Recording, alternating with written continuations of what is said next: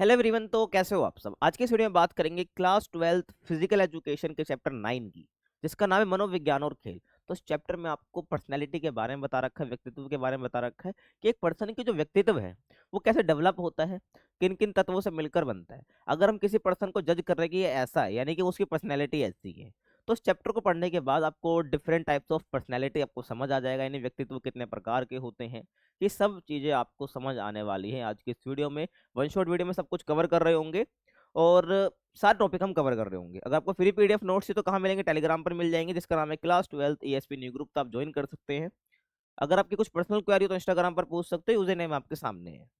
आगे चलें तो पहले टॉपिक की बात करते हैं, जो कि अपना है व्यक्तित्व की परिभाषा और इसके प्रकार। जो इसका क्लासिफिकेशन करा है वो जंग ने करा है, तो इसके हम आगे बात करेंगे इसकी। तो व्यक्तित्व की बात करते हैं। तो व्यक्तित्व को हम इंग्लिश में बोलते हैं भाई पर्सनैलिटी। क्या बोलते हैं? पर्सनैलिटी बोलते हैं, आपको पता है। तो ये लैटिन भाषा के एक शब्द से निकला है, परसोना। ये आपको नाम याद रखना है भाई, एमसीक्यू में बहुत आता है। तो परसोना शब्द से निकला है, जिसका मतलब होता है मुखौटा। तो परसोना का मतलब क्या है? मुखौटा। तो एक मुखौटा मतलब क्या हो गया? जो एक इंसान अपने चेहरे पे लगा के रखता है। अब कोई आर्टिफिशियल मुखौटे की बात नहीं हो रही है, जो नेचुरल मुखौटा जो उसके चेहरे पे लगा हुआ है। जैसे कि आपके सामने मैं दिख रहा हूँ, तो जैसा मैं आपको दिख रहा हूँ ये मेरी पर्सनैलिटी है ना। आप किसी से मिलते हो तो जैसा आप उसको देख पा रहे हो वो उसकी पर्सनैलिटी है। मतलब कि मुखौटा, जो वो वाला मुखौटा जो सोसाइटी में लेकर एक पर्सन निकलता है, ठीक है। यानी कि व्यक्तित्व वह मुखौटा होता है जिसे लगाकर व्यक्ति अपने वातावरण के संपर्क में आता है, कांटेक्ट में आता है। समझ रहे हो? तो किसी व्यक्ति के व्यक्तित्व में उसके शारीरिक गुण, मानसिक गुण और सामाजिक गुण, भावनात्मक गुण, उसकी इंटरेस्ट, व्यवहार, योग्यताएं, ये सभी विशेषताएं शामिल करी जाती है। यानी कि अगर मैं बोल रहा हूँ किसी पर्सन की पर्सनैलिटी, तो अगर हम कैसे जज कर रहे हैं, उसके सारे गुणों को देखकर हम जज कर रहे हैं। चाहे वो शारीरिक गुण हो, चाहे वो मानसिक हो, चाहे वो सामाजिक गुण हो, चाहे वो भावनात्मक गुण हो, यानी इमोशनली वो कैसा है, चाहे उनके इसके इंटरेस्ट की बात हो, बिहेवियर उसका कैसा है, और उसकी एबिलिटीज क्या है। इसके अकॉर्डिंग हम क्या करते हैं, उसकी पर्सनैलिटी की बात करते हैं। जिसके साथ व्यक्ति अपने वातावरण के संपर्क में आता है, तो इन्हीं सभी गुणों के साथ एक व्यक्ति अपने वातावरण के संपर्क में आता है, तो वो क्या है, ये मुखौटा लगाकर आता है। तो जैसा जिसका मुखौटा वैसा उसकी पर्सनैलिटी। समझ आ गया भाई? आगे चलो। अब जंग ने ना व्यक्तित्व को ना तीन टाइप से बांट दिया है। एक बहिर्मुखी, अंतर्मुखी और उभयमुखी। ये एग्जाम के लिए भी काफी इंपॉर्टेंट है भाई, ध्यान रखना। देखो पहले अंतर्मुखी की बात हम कर लेते हैं। अंतर्मुखी का मतलब होता है इंट्रोवर्ट, ठीक है। इंट्रोवर्ट होता है, आप आपको समझ भी आ गया होगा। तो इंट्रोवर्ट लोग कैसे होते हैं? जो ज्यादा किसी से बात करना पसंद नहीं करते हैं, घुलना मिलना पसंद नहीं करते, अपना अकेले रहना पसंद करते हैं।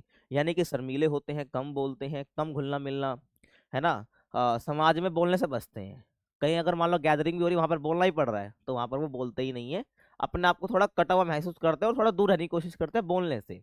और सामाजिक आयोजनों में अधिक ना जाना, ठीक है। कोई भी ऐसा आयोजन है जो सब लोग कहीं पे लोग इकट्ठे हो रहे हैं, तो वहां पर भी ये नहीं जाते हैं, घर में ही रहना ये पसंद करते हैं। तो ये अंतर्मुखी होते हैं। आगे चले बहिर्मुखी की बात कर ले, तो ये बिल्कुल अपोजिट होता है इंट्रोवर्ट की। वो बाहर जाना पसंद नहीं करते, बाहर रहना पसंद करते हैं, है ना भाई। तो ये शर्मीले भी नहीं होते हैं, खुलकर बोलना इनको आता है, मतलब मन करता है इनका।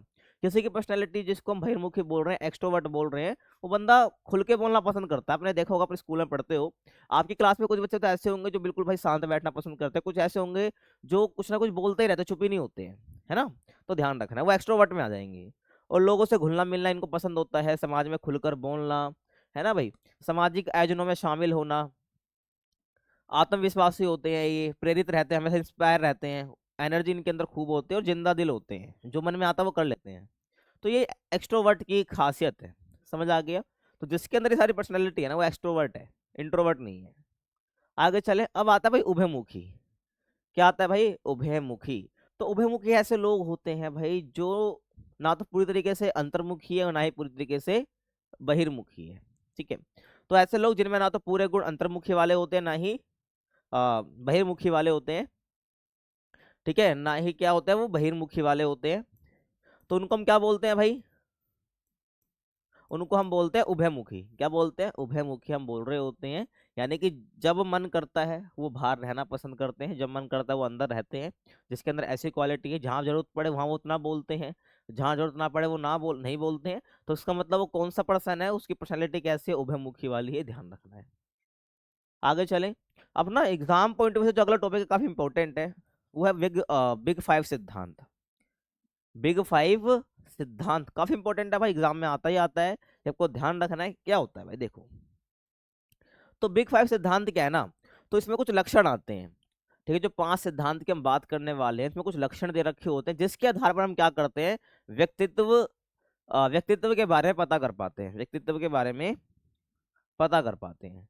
जैसे कि जो पहला लक्षण है ना, वो है भाई स्पष्टता संबंधी लक्षण। ठीक है, क्या है, स्पष्टता संबंधी लक्षण। यानी अगर किसी पर्सन के अंदर ये वाला लक्षण है, स्पष्टता संबंधी लक्षण की अगर हम जांच कर रहे हैं, तो हम ये सारी बातों की जांच करेंगे कि वो कितना व्यवहारिक है, कितना कल्पनाशील है, कितनी रुचि रखता है वो, और कितनी उसको बौद्धिक जिज्ञासा होती है किसी के प्रति या किसी काम के प्रति, और कितना क्रिएटिव है वो, और कितना इमोशनल है। तो अगर मान लो किसी पर्सन के अंदर ये सारी खूबियां हैं, तो हम उसकी पर्सनैलिटी जज कर पाएंगे ना कि वो ऐसा है। और ये सारे जितनी भी बातें मैं आपको बता रही हूँ किस में आती है, स्पष्टता संबंधी लक्षण में आती है। तो एक 5 है ऐसे लक्षण। तो पहले लक्षण में हमने देखा कि वो पर्सन कितना वो है। तो कलेक्टिवली जब हम सारे लक्षण को देख लेंगे, एक पर्सन की पर्सनैलिटी को जांच करने के, जब हम सारे लक्षण मैच कर लेंगे, तो हाँ हम बता पाएंगे कि उसकी पर्सनैलिटी कैसी है। उसके बाद कर्तव्यनिष्ठ संबंधी लक्षण, तो ये क्या होता है, तो इस समय ये देखा जाता है कि वो पर्सन जिसकी पर्सनैलिटी जांच करी जा रही है, कि वो जीवन की चुनौतियों से कैसे लड़ता है, कितना वो सेल्फ डिसिप्लिन है यानी आत्म अनुशासित है, और कितना वो रिस्पॉन्सिबिलिटी को समझता है, दूसरों पर कितना डिपेंडेंट है, कितनी वो मेहनत करता है, और कितना वो महत्वाकांक्षा रखता है। तो ये सारी बातें ध्यान रखना जो कि आते हैं कर्तव्यनिष्ठ संबंधी लक्षण में, तो ये देखा जाता है। उसके बाद बहिर्मुखिता संबंधी लक्षण में, तो उसमें देखा जाता है कि वो कितना ऊर्जावान है ना, कितना पॉजिटिव है, कितना इमोशनल है, कितना चीजों को वो एक्सेप्ट करना जानता है, कितना वो लोगों से मिलना जानता है, कितना बातूनी है, कितना जिंदा दिल है, कितना वो प्यार करता है लोगों से, और कितना वो मित्रतापूर्ण है। तो ये सारी क्वालिटी देखी जाती है इस लक्षण के अंदर, है ना। मान लेते हैं हमने, जो अब तक तुम्हें समझ आ गया होगा मेरे हिसाब से, अगर नहीं भी समझ आया, मान लो कि हमने एक पर्सन पे चेक करा, स्पष्टता संबंधी लक्षण थे, हमने देखा कि वो कल्पनाशील भी है, व्यवहारिक भी है, ठीक है, हमें 2 क्वालिटी मिली स्पष्टता संबंधी लक्षण से उस पर्सन के अंदर। फिर हम इस पे आएंगे, यहाँ से हमें कुछ क्वालिटी मिलेगी, यहाँ से कुछ क्वालिटी मिलेगी, यहाँ से, तो हम बता पाएंगे कि उसकी पर्सनैलिटी ये है। फिर हम जज कर पाएंगे कि हाँ वो इस प्रकार का पर्सन है। समझ आ गया तुमको। आगे चलो, सहमतता संबंधी लक्षण, तो इसमें ये देखा जाता है कि वो कितना सहयोगी है, कितना वो व्यवस्थित रहता है, मतलब कि अपने आप को एकदम जैसे कहने का मतलब जो उसका काम जिस टाइम पे वो कर लेता है, यानी वो मैसअप नहीं है ज्यादा, अपना काम उसे सारा व्यवस्थित रूप से कर रखा है ना, यानी कितना वो सिस्टमेटिक तरीके से रहता है, और कितना उदार है। उदार मतलब होता है लिबरल, उदार मतलब होता है लिबरल, यानी कितना खुले दिल का है, या कितने खुले विचारों का है, ठीक है, खुले दिल का या खुले विचारों का। तो ये सब इसमें देखा जाता है। उसके बाद मनोविक्षुब्धता संबंधी लक्षण, तो इसके अंदर हम ये चेक करते हैं कि उसके अंदर गुस्सा है या नहीं है, क्या वो अवसाद यानी कि डिप्रेशन में रहता है या नहीं रहता है, या चिंता, वो कितनी चिंता में है। तो इस हिसाब से जो उसकी पर्सनैलिटी को हम जज कर पाते हैं। बिग फाइव सिद्धांत भाई ध्यान रखना, एग्जाम में आता ही आता है ये क्वेश्चन कि भाई पर्सनैलिटी को जांचने के लिए बिग फाइव सिद्धांत कौन से हैं, इसका वर्णन करो भाई। तो पहले बता दे रहा हूँ, बहुत इंपॉर्टेंट है। नेक्स्ट टॉपिक हम बात करते हैं जो कि अपना है प्रेरणा और इसके प्रकार। प्रेरणा यानी कि मोटिवेशन और इसके टाइप्स, ये आपको बताना है। देखो भाई, तो प्रेरणा आप इंग्लिश में समझ सकते हो मोटिवेशन, ठीक है भाई। तो एक लैटिन शब्द मोटिव से निकला है, जिसका मतलब होता है गतिमान कारण, यानी कोई ऐसा कारण जिससे आप हमेशा मोटिवेट रहते हैं। ऐसा कारण, ऐसा गतिमान कारण जो यानी कि बहुत ऐसा, मतलब ऐसा कारण है जिस वजह से आप मोटिवेट रह पा रहे हो, ठीक है, ध्यान रखना, उसको हम बोलते हैं मोटिवेशन, ध्यान रखना है। तो हम जो भी करते हैं या नहीं भी करते हैं, तो उसके पीछे कोई ना कोई इंस्पिरेशन होती है, प्रेरणा होती है, हमारा मोटिवेशन होता है। अब प्रेरणा के भी ना 2 आयाम होते हैं। प्रेरणा यानी मोटिवेशन के 2 आयाम होते हैं, एक होता है उद्देश्य, एक होती है दिशा। तो ध्यान रखना भाई, उद्देश्य और दिशा क्या है, प्रेरणा के 2 आयाम हैं। तो उद्देश्य यानी कि कोई भी हम काम है वो क्यों करना चाहते हैं, जो काम है हम वो ये क्यों करना चाहते हैं। और दिशा मतलब हमें ये बताते हैं कि उस उद्देश्य को पाने के लिए हमें क्या करना चाहिए। अगर मैं बोल रहा हूँ मोटिवेशन, अगर मान लो मेरे अंदर मोटिवेशन आ गया भाई आज कि आज इस काम को करना है, भाई करना क्यों है, ये उद्देश्य हो गया। अब उस लक्ष्य को पाना है, उस उद्देश्य को पूरा करने के लिए मुझे क्या करना चाहिए, उसके लिए कौन सी दिशा फॉलो करूंगा, तो दिशा है। समझ आ गया। तो प्रेरणा के 2 आयाम होते हैं, आपको समझ आ गया होगा।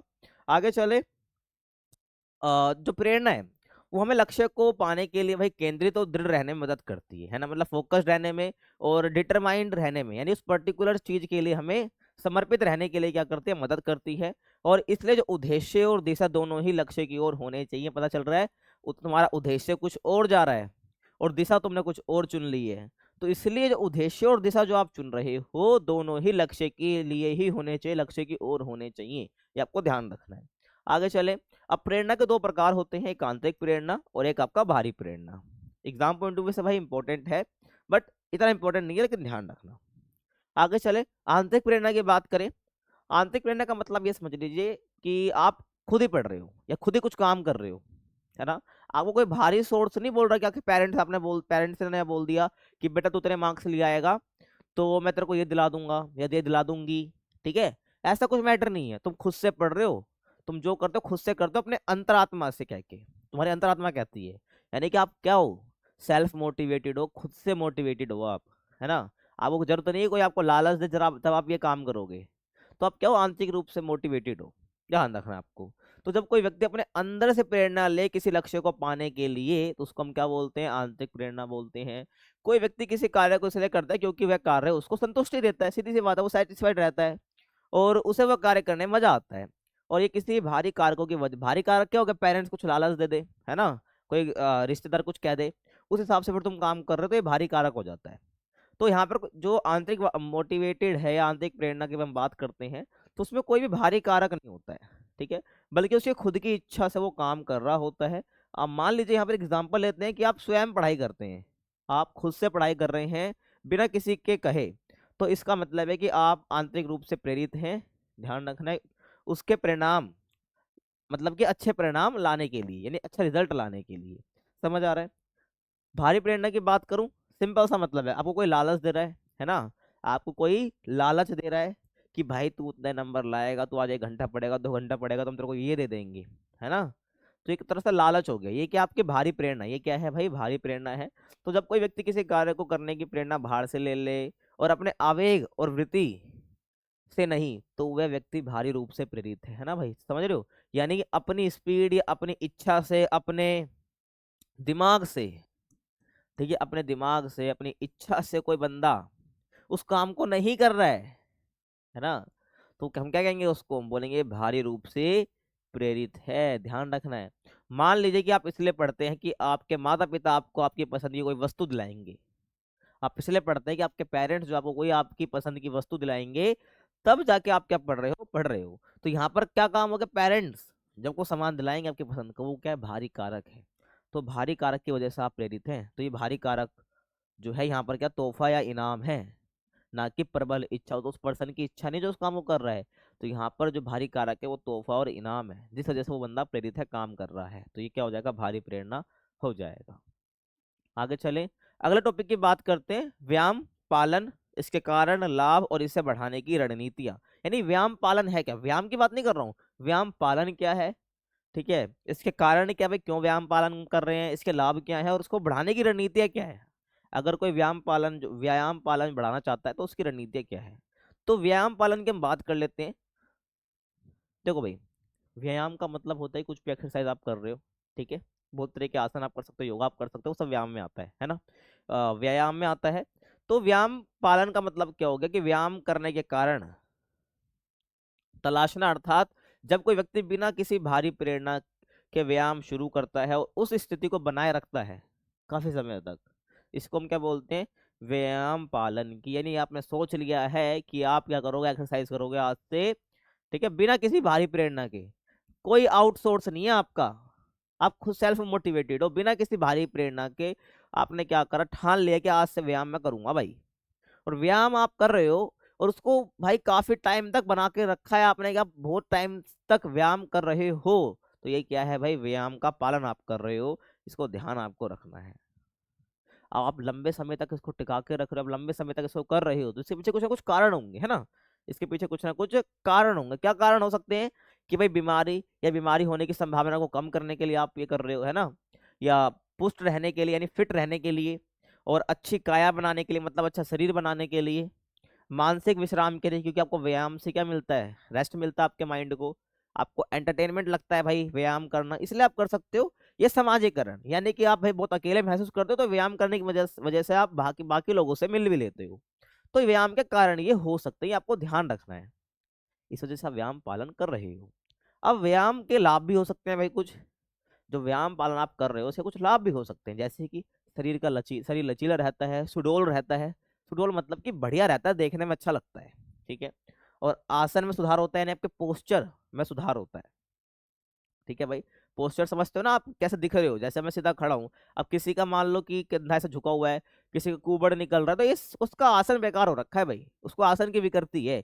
तो आसन में सुधार होता है, उसके पोस्चर में सुधार होता है व्यायाम करने से। रोग प्रतिरोधक क्षमता बढ़ती है भाई, है ना। अगर कोई किसी को बीमारी हो तो जल्दी ठीक भी हो जाती है। तो व्यायाम करने से क्या होता है, हमारी जो रोग प्रतिरोधक होती है ना, बीमारी से लड़ने की क्षमता बढ़ जाती है। रोगों से बचाव हो जाता है, चिंता में कमी आ जाती है। और आत्मसम्मान में बढ़ोतरी होती है जब कोई बंदा एक्सरसाइज यानी व्यायाम कर रहा होता है ना, तो उसकी जो सेल्फ रिस्पेक्ट होती है खुद के नज़रों में, वो बढ़ जाती है ना। और स्वास्थ्य में सुधार होता है, उसकी हेल्थ इंप्रूव होती है। तो ये लाभ है, कोई भी 3 या 4 याद कर लो, एग्जाम पॉइंट ऑफ व्यू से इंपॉर्टेंट होते हैं, तो याद लिख लो भाई। उसको एक्सप्लेन भी करना होता है एग्जाम के अंदर, तो कोई भी 3 से 4 पॉइंट अपने मन में बैठा के रख लो। आगे चले। अब रणनीतियों की बात भी कर लेते हैं कि जो व्यायाम पालन है, अगर अब भाई मान लो कि कोई बंदा पहले दिन तो मोटिवेटेड रहता है खुद से कि आज व्यायाम करूंगा, कल भी रहता है, परसों भी रहता है, फिर बंदा नहीं जाता है एक्सरसाइज करने, व्यायाम व्यायाम की जो उसकी स्पिरिट थी ना कि भाई करूंगा, वो तोड़ देता है। अब व्यायाम पालन को बढ़ाने की रणनीति है क्या है फिर, कि भाई लॉन्ग टर्म तक चले और इसके फायदे भी हमको देखने को मिले। तो इसकी रणनीति क्या हो सकती है, देखो। तो पहला जो रणनीति है वो है लक्ष्य निर्धारण। क्या? लक्ष्य निर्धारण, यानी गोल बनाओ भाई पहले तो गोल कैसे होने चाहिए? यथार्थवादी होने चाहिए, मतलब कि हाँ भाई, वो वास्तविकता पर आधारित हो, है ना। और उसको हम हासिल कर सके, यानी प्राप्त करने योग्य लक्ष्य निर्धारित करना महत्वपूर्ण है। मान लो किसी बंदे ने सोच लिया कि मैं 1 साल तक रेगुलर व्यायाम करूंगा, और बंदा आज तक अपनी जिंदगी में व्यायाम नहीं करा उसने, और वो सोचता है कि मैं 1 साल तक व्यायाम करूंगा। तो ये पॉसिबल ही नहीं है भाई, वो नहीं कर पाएगा 1 साल तक। तो उसको क्या करना चाहिए? उसको छोटे छोटे टारगेट बनाने चाहिए, जैसे कि भाई मैं पहले 7 दिन लगातार व्यायाम करूंगा। 7 दिन कर लिया, मैं 7 दिन और करूंगा, यानी 14 दिन उसके लगातार हो गए, तो पूरा आधा महीना उसने लगभग क्या कर दिया, व्यायाम कर लिया। अब वो बताए, अब बोलेगा कि मैं 15 दिन और व्यायाम करूंगा। तो ऐसा करके उसने पूरा 1 महीने तक, 1 मंथ तक उसने कंटिन्यूटी दिखाई अपनी। ऐसे कर करके वो 1 महीना और बढ़ाए, है ना। तो कहने का मतलब है लक्ष्य निर्धारण करे वो जो प्राप्त किए जा सके। तो लक्ष्य भाई ऐसा चुनो। उसके बाद विविधता। विविधता मतलब कि डाइवर्सिटी, यानी कि जब बंदा व्यायाम कर रहा है तो हर दिन अलग अलग व्यायाम करे, हर दिन अलग अलग व्यायाम करे, ताकि बोर ना हो वो। तो बोरियत से बचने के लिए व्यायाम में विविधता होनी चाहिए या लाना जरूरी है। ये रणनीति है ताकि बंदा बोर ना हो। उसके बाद स्वास्थ्य जोखिम मूल्यांकन। तो स्वास्थ्य की निरंतर निगरानी से व्यायाम के पालन में प्रेरणा मिल सकती है, यानी कि भाई आप लगातार अपनी हेल्थ की जांच कराओ, जिससे पता क्या चलता है कि मान लो कि हेल्थ थोड़ी बिगड़ी भी रहे ना, तो आपके मन में आएगा मोटिवेशन, नहीं हेल्थ खराब है भाई, व्यायाम तो करना है। समझ रहे हो? तो स्वास्थ्य जोखिम मूल्यांकन हमेशा करते रहना चाहिए, जिससे क्या है, निरंतर निगरानी से, स्वास्थ्य की निगरानी से क्या होता है, तो व्यायाम के पालन में प्रेरणा मिलती है, मोटिवेशन मिलता है। इसके अनुसार लक्ष्य निर्धारित किए जा सकते हैं कि भाई तुम्हारी नीड ये है, कि तुम्हारी ये प्रॉब्लम है, तो तुम इसके लिए ये वाला व्यायाम करो, लगातार करो। तो लक्ष्य निर्धारण में मदद मिलती है स्वास्थ्य जोखिम मूल्यांकन से। उसके बाद स्वास्थ्य शिक्षा, यानी कि भाई हेल्थ रिलेटेड एजुकेशन दो बंदे को, ये भी रणनीति में आएगा, ध्यान रखना है। तो स्वास्थ्य के बारे में सभी को शिक्षित करना महत्वपूर्ण, ताकि वे स्वस्थ जीवन शैली की दिशा में आवश्यक कदम उठा सके और व्यायाम के पालन के लिए प्रेरित हो सके, कि भाई हम भी व्यायाम करेंगे। समझ आ गया? ये आपको ध्यान रखना है। आगे चले। खेलों में आक्रामकता का अर्थ क्या है और आक्रामकता के प्रकार क्या है? भाई ध्यान से सुनना मेरी बात। आक्रामकता मतलब होता है एग्रेशन, गुस्सा। आक्रामकता मतलब क्या होता है? एग्रेशन, गुस्सा। ठीक है भाई। देखो, तो आक्रामकता का मतलब होता है कि ये शारीरिक या मौखिक व्यवहार होता है जिसका लक्ष्य दूसरों को शारीरिक रूप से, मतलब कि चोट पहुंचाकर, मनोवैज्ञानिक रूप से कि भाई उसको मानसिक चोट देकर। मानसिक चोट का मतलब उसको कुछ ऐसा बोल दिया आपने जो बंदा, अब वो सोच में पड़ गया, यार ऐसा क्यों बोला, बंदा अंदर ही अंदर से परेशान हो रहा है, मानसिक रूप से परेशान हो रहा है, तो नुकसान पहुंचाना होता है। तो इसको हम क्या बोलते हैं? आक्रामकता बोलते हैं। तो आक्रामकता के 3 प्रकार होते हैं: शत्रुतापूर्ण आक्रामकता, सहायक आक्रामकता, या और उसके बाद मुखर व्यवहार आक्रामकता। ठीक है। शत्रुतापूर्ण मतलब कि दुश्मनी के रूप में आप जानबूझकर गुस्सा दिखा रहे हो।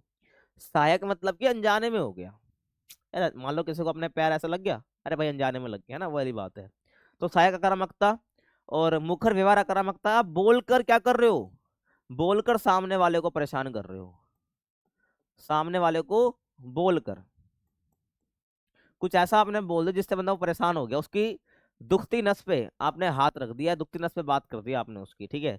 सामने वाले को बोलकर क्या कर रहे हो, आप नुकसान पहुंचा रहे हो, ठीक है, ध्यान आपको रखना है। आगे चलते हैं, अब इसके बारे में बात तो करेंगे हम डिटेल में। तो शत्रुतापूर्ण आक्रामकता क्या होती है, जिसमें आप जानबूझकर नुकसान पहुंचा रहे हो, दूसरे को घायल कर रहे हो, और यहाँ पर आप शारीरिक बल का यूज कर रहे हो, ठीक है भाई। आगे चले, आगे मतलब कि पहले इसको देख लेते हैं, सहायक आक्रामकता। तो अनजाने से दूसरों को भाई शारीरिक घायल आपने कर दिया है, अनजाने में, आपका इंटेंशन नहीं था, ठीक है, आपने जानबूझकर नहीं करा, हो गया बस। उसके बाद उच्चतम प्रदर्शन की प्राप्ति के लिए जो है सहायक आक्रामकता का प्रयोग कर लिया जाता है ना। अब मान लो गलती से किसी को धक्का लग गया, वो बेचारा गिर गया, तो आपका प्रदर्शन तो अच्छा हो गया ना, तो सहायक आक्रामकता से क्या होता है, प्रदर्शन उच्चतम प्रदर्शन की प्राप्ति हो जाती है। उसके बाद शारीरिक बल का इस्तेमाल इसमें करा जाता है भाई, चाहे वो अनजाने में हुआ हो तो इसलिए, लेकिन इसमें शारीरिक बल का यूज तो होता ही है। आगे चले, उसके बाद मुखर व्यवहार आक्रामकता। तो यहाँ पर शारीरिक रूप से ना होकर, यहाँ पर बोलकर, ठीक है, मनोवैज्ञानिक रूप से, है ना, क्या है, मनोवैज्ञानिक रूप से नुकसान पहुंचा रहे हो, शारीरिक रूप से नहीं, मनोवैज्ञानिक रूप से नुकसान पहुंचा रहे हो। और यहाँ पर ना इसमें नियम नहीं तोड़े जाते हैं, इसमें सब नियम का पालन होता है, कोई भी नियम नहीं तोड़े जाएंगे, ध्यान रखना है आपको। और मौखिक बल का इस्तेमाल यहाँ पर करा जाता है, नहीं बोलकर मनोवैज्ञानिक मानसिक रूप से परेशान कर रहे हो, और बोलकर परेशान कर रहे हो, मौखिक बल का यूज कर रहे हो, ना कि शारीरिक बल का। समझ आ गया भाई आपको। आपको ध्यान रखना है, जैसे कि मान लो, देखो यहाँ पर ये कुछ जो है इस खिलाड़ी को बोल रहा है ना, मान लो इसने कुछ ऐसा बोल दिया जैसे खिलाड़ी बेचारा परेशान हो गया, इसका मन ही मन वो बात घूमेगी जिससे अपना अच्छा प्रदर्शन ये नहीं कर पाएगा, और अच्छा प्रदर्शन कौन कर जाएगा, ये बंदा कर जाएगा। समझ रहे हो। आगे चले, अब ना आक्रामकता को खत्म कैसे कर सकते हैं, अगर किसी के अंदर एग्रेशन वाली प्रॉब्लम है, जो कि बहुत बेकार प्रॉब्लम होती है ये, है ना, किसी को वाली प्रॉब्लम होनी नहीं चाहिए भाई, क्योंकि जो गुस्सा होता है वो अंदर अंदर खा जाता है इंसान को। तो कैसे कम कर सकते हैं आक्रामकता, देखो भाई, अगर कोई पर्सन आक्रामकता नहीं करता है, गुस्सा नहीं करता है, एग्रेशन नहीं दिखाता, तो उसको शाबाशी दो, क्या दो भाई, शाबाशी दो। और उन संकेतों को हटा देना चाहिए जिनसे आक्रामकता पैदा होती है, मतलब ऐसे सारे क्लूज हटा दीजिए जिससे गुस्सा पैदा होता है भाई, सही बात है। बहुत सारे बताऊंगा, कोई भी 4 5 6 3 याद कर लो बस, ठीक है। तीसरा कारण, संज्ञानात्मक क्रियाएं, जैसे कि आत्म सुझाव, कल्पनाशीलता और अपने आप से बात करना, ये सब संज्ञानात्मक क्रिया, मतलब कि अपने आप से बातें करना, ठीक है, सोच विचार करना, थोड़ा सा कल्पना करना किसी भी चीज की, कि मैं अगर यहाँ पहुंच जाऊं तो कैसा होगा, ये कर लूँ तो वैसा हो जाएगा, तो सब कल्पना में थोड़ा चले जाना, इमेजिनरी दुनिया में चले जाना। और तनाव को प्रबंधन करना, और तथा शिथिलन शिथिलन क्रियाएं करना, ठीक है। तो तनाव को प्रबंधन, आपको स्ट्रेस हो रहा है उसको मैनेज करना। और शिथिलन क्रियाएं मतलब कि आप रिलैक्स होने के लिए आप तरह तरह की क्रियाएं आप कर रहे हो, तो शिथिलन के लिए कोई भी आप क्रिया कर सकते हो जिससे आपको रिलैक्स फील होता है। समझ आ गया, यानी बॉडी को रिलैक्स करने के लिए आप कुछ भी कर सकते हो, वो सब शिथिलन क्रियाएं होंगी।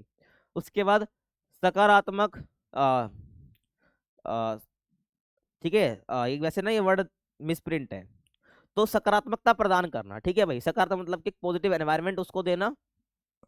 और आक्रामकता पर नियंत्रण करें, ये एक पर्सन को सिखाना, ठीक है, ये आपको ध्यान रखना है, ये 5वां पॉइंट हो जाएगा। छठा, खेल के महत्व पर जोर देना, कि भाई स्पोर्ट्स की इंपॉर्टेंस क्या है, तो यहाँ पर एग्रेशन नहीं दिखाना चाहिए, तो खेल के महत्व पर जोर देना चाहिए, ना कि जीतने पर, है ना भाई, कि हम पार्टिसिपेट तो कर रहे हैं, अब जीते ना जीते वो अलग चीज है, हमें खेल का महत्व समझना है, बस ये ज्ञान आपको उस पर्सन खिलाड़ी को देना है। क्योंकि कई बार क्या होता है ना, बंदा जीतता नहीं है तो बहुत गुस्से में आ जाता है वो, तो यही चीज है कि जीतने पर जोर नहीं देना है, बल्कि हमको खेल के महत्व पर जोर देना चाहिए, कि किस प्रकार एक खिलाड़ी की आक्रामकता किस प्रकार टीम को नीचे की ओर ले जा सकते हैं, और ये भी ज्ञान देना चाहिए कि एक टीम की जो आक्रामकता है, किसी खिलाड़ी की जो आक्रामकता है, वो एक टीम को पूरा नीचे तक ले जा सकती है या डिस्क्वालीफाई भी कर सकती है ना। आगे चले, जो खिलाड़ी अत्यधिक आक्रामकता दिखाए उसको दंडित किया जाना चाहिए, ये भी सही बात है, जो ज्यादा गुस्सा कर रहा है उसको भाई पनिश कर दो, मान लो स्पोर्ट्स में है तो भाई उसको सस्पेंड कर दो, दंडित हो जाएगा, समझ जाएगा भाई, गुस्से पे खुद कंट्रोल कर लेगा।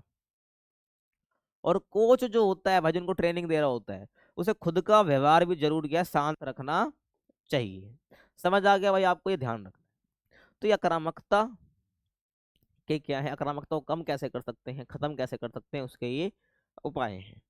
आगे चले, खेलों में मनोवैज्ञानिक गुण यानी कि आत्मसम्मान, मानसिक कल्पना, आत्मसंवाद और लक्ष्य निर्धारण, ये खेलों में मनोवैज्ञानिक गुण होते हैं कि भाई खेलों के अंदर आपके अंदर ना ये गुण जरूर होने चाहिए भाई, तभी आप अच्छा कर पाओगे, परफॉर्मेंस अच्छे दे पाओगे और टीम को भी आगे ले जा पाओगे। तो ये गुण आपके अंदर होने चाहिए।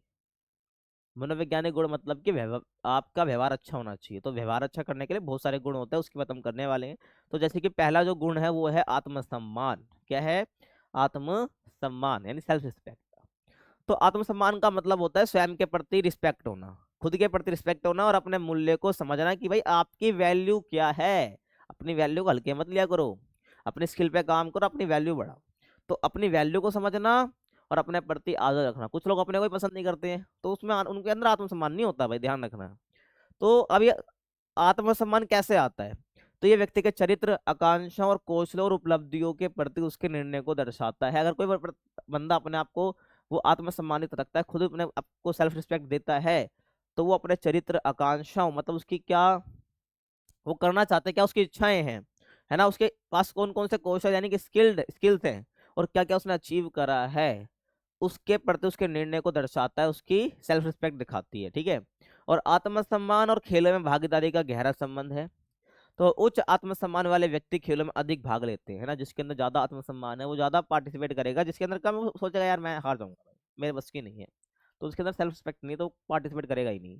खेल गतिविधि जो है स्वायत्तता, आत्मविश्वास, ठीक है, अपनापन और प्रभुत्व की भावना बढ़ाती है, जिससे आत्मसम्मान ही बढ़ता है। तो स्पोर्ट्स क्या करता है ना भाई, खेल जो होता है तो ये सब हमको बढ़ाता है। यानी स्वायत्तता मतलब कि छूट, ऑटोनोमी, स्वायत्तता मतलब कि छूट, और आत्मविश्वास, सेल्फ रिस्पेक्ट बढ़ाता, कॉन्फिडेंस बढ़ाता है, ठीक है अपना, और अपनापन का भाव कराता है, ठीक है, डोमिनेंस करना टीम पर, ठीक है, टीम टीम को हम क्या कहते हैं, गाइड करते हैं।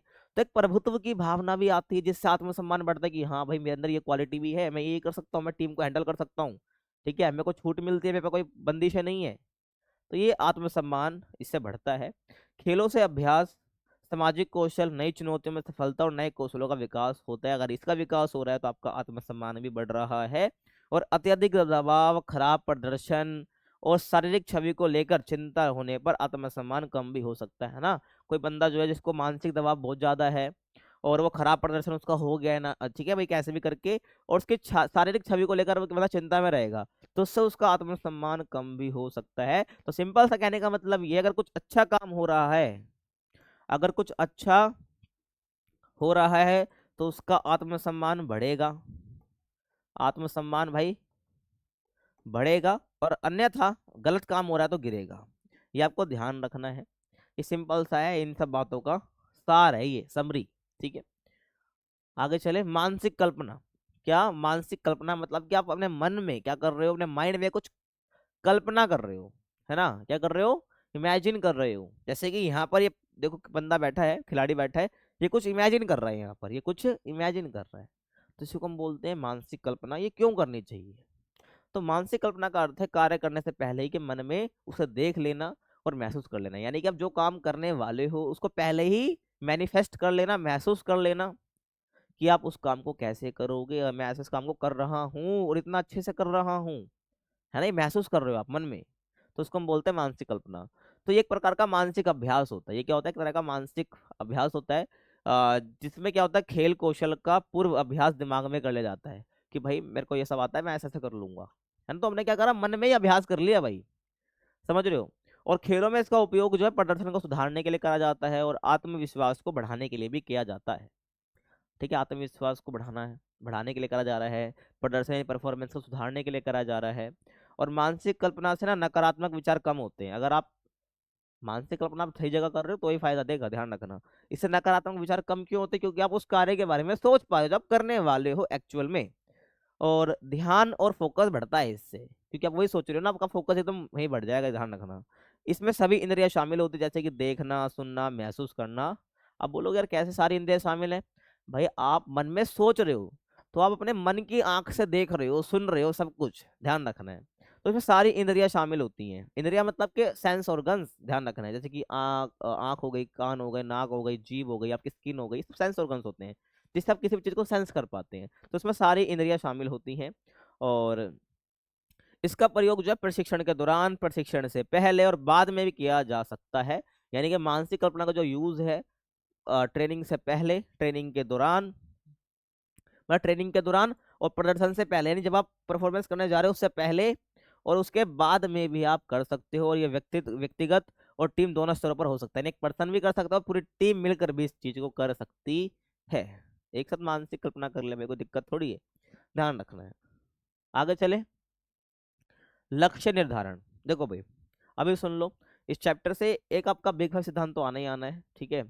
और लक्ष्य निर्धारण, मानसिक कल्पना, है ना, आत्मसम्मान, यहाँ से एक जरूर पूछ ले, जैसे 2 मार्क्स से पूछ ले या 3 मार्क्स से पूछ ले, ये हर बार आता है, ध्यान रखना है। तो लक्ष्य निर्धारण क्या होता है?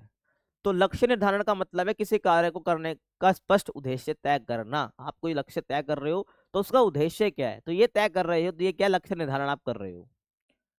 सही और सोच समझकर बनाए गए लक्ष्य सफलता की संभावना बढ़ाते हैं। आपने सही और सोच समझकर आपने कुछ लक्ष्य चुने हैं तो वो सफलता की संभावना बढ़ा देते हैं। हमें ना तो बहुत आसान गोल चुनना चाहिए, ना ही बहुत कठिन लक्ष्य हमें चुनना चाहिए, ठीक है भाई, समझ रहे हो ना। तो ना ही ज्यादा मुश्किल और ना ज्यादा आसान जो ऐसे लक्ष्य होते हैं वही अधिक प्रभावी होते हैं। आसान लक्ष्य चुनोगे ज्यादा प्रभावी नहीं होगा, कठिन चुनोगे हासिल नहीं कर पाओगे, तो बीच का चुनो, ना ज्यादा आसान ज्यादा ना ज्यादा मुश्किल, तो इससे क्या होता है वो ज्यादा इम्पैक्ट डालते हैं, अधिक प्रभावी होते हैं। और लक्ष्य निर्धारण से प्रेरणा, आत्मविश्वास और प्रदर्शन में सुधार होता है, ठीक है। अगर आप बिना गोल के काम करोगे ना भाई, कुछ नहीं होने वाला जिंदगी में। तो गोल होना बहुत जरूरी है। लक्ष्य निर्धारण से क्या होता है, आपको मोटिवेशन, आप मोटिवेटेड रहते हो कि भाई इस काम को करना है।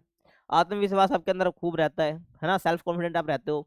और आप प्रदर्शन में सुधार भी होता है, यानी परफॉर्मेंस में इंप्रूवमेंट भी आती है। और खेलों में व्यक्तिगत और टीम दोनों तरह के लक्ष्य बनाए जा सकते हैं। नहीं, पर्सन अपना इंडिविजुअल गोल भी बना सकता है, या टीम और टीम मिलकर भी गोल बना सकते हैं कि हमारी टीम का ये गोल हमें हासिल करना है। समझ आ गया, ध्यान रखना है। लक्ष्यों के प्रकार की बात करूं, परिणाम लक्ष्य, प्रदर्शन लक्ष्य और प्रक्रिया लक्ष्य, 3 आपको ध्यान रखना है इसका टाइप।